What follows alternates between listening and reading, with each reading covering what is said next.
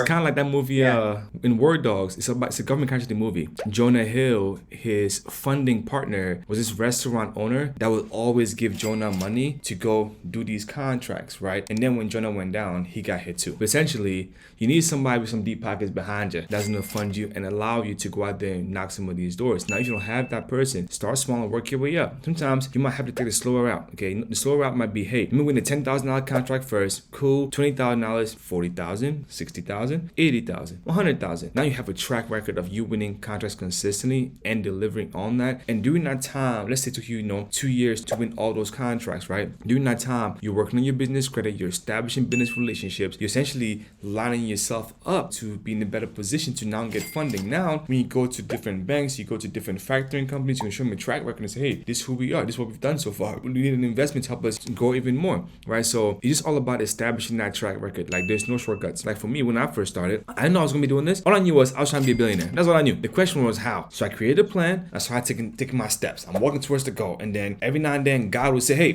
go to the left. All right, I'm going to go to the left. I'm like, oh, road bump, go to the right. But I'm just taking my steps though. Naturally, keep finding my steps. Eventually, I found momentum. Now we are here.